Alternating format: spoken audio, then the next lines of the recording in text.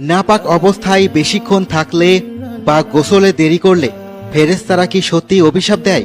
নাপাক ব্যক্তির প্রতিটি চুলের গোড়ায় শয়তান থাকে, এটি কতটা সত্যি? অপবিত্র অবস্থায় বেশিক্ষণ থাকলে কি কি ক্ষতি হয়? একজন মুসলমান হিসেবে এগুলো জানা আমাদের অবশ্যই প্রয়োজন, তাই ভিডিওটি শেষ পর্যন্ত দেখতে থাকুন। প্রিয় ভাই ও বোনেরা, আপনারা কি চান না যে আল্লাহ তাআলা আপনাকে ভালোবাসুন? পবিত্রতা অর্জনই যথেষ্ট কারণ আল্লাহর ভালোবাসা লাভের জন্য।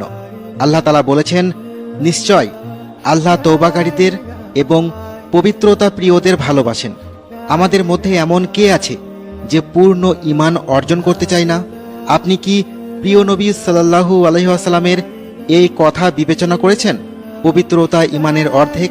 পবিত্রতা কিছু ইবাদতের শর্ত, যেমন সালাত ও তাওয়াফ।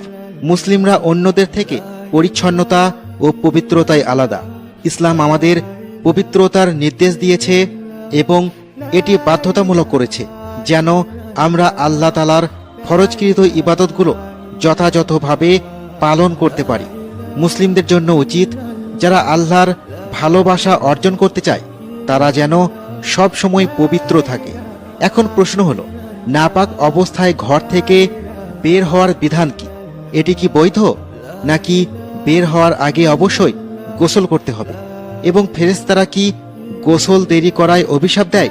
উলামারা বলেছেন, পুরুষ বা নারী যে কেউ নাপাক অবস্থায় গোসল না করেই ঘর থেকে বের হতে পারে, এতে কোনো সমস্যা নেই। এই বিষয়ে হাদিসে বর্ণিত হয়েছে।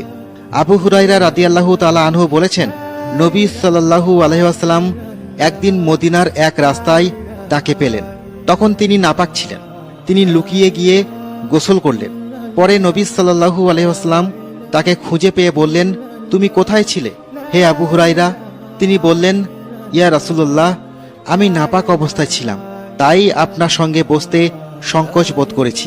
তখন নবী সাল্লাল্লাহু আলাইহি ওয়াসাল্লাম বললেন, সুবহানাল্লাহ, মুমিন অপবিত্র হয় না, তবে নাপাক অবস্থায় সালাতের সময় কাজা হওয়ার মতো দীর্ঘ সময় গোসল দেরি করা বৈধ নয়। আর নবী সাল্লাল্লাহু আলাইহি ওয়াসাল্লাম থেকে এই বিষয়ে কোনো প্রমাণ নেই যে ফেরেশতারা নাপাক ব্যক্তিকে প্রতিটি পদক্ষেপে অভিশাপ দেয়, বা তারা তখন পর্যন্ত অভিশাপ দেয় যতক্ষণ না সে গোসল করে। এমনকি এই কথাটিও প্রমাণিত নয় যে নাপাক ব্যক্তির প্রতিটি চুলের নিচে শয়তান থাকে। তবে নবী করিম সাল্লাল্লাহু আলাইহি ওয়াসাল্লাম বলেছেন, ফেরেশতারা নাপাক ব্যক্তির কাছে আসে না যতক্ষণ না সে গোসল বা ওযু করে। শাফেঈ ও হাম্বলী ফকিরা বলেছেন, নাপাক ব্যক্তি